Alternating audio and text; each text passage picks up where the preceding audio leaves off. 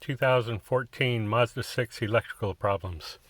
It's running now, but once in a great while I come out, go into a store, everything's fine, come out 10 minutes later, the car won't start. I hit the button, I get a click or whatever. Sometimes a click, sometimes no click.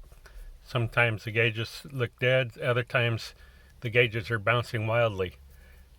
And no combination of button pushing will stop the gauges. And it will not, sometimes when that happens, it's like the car stops charging the battery and the battery goes dead while driving.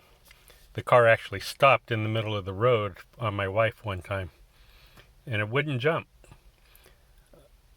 Now, sometimes it'll jump with jumper cables, fire right up, and then everything's fine for months or even a year. But then eventually it does it again, and sometimes it will not jump with jumper cables. But I found if I leave it on the jumper cables for a full 20 minutes with the engine revving, the jump car revving, then it will start, and then everything's fine for another year or whatever.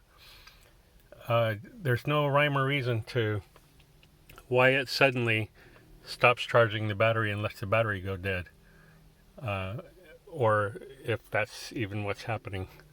But I've yet to find a fix for this.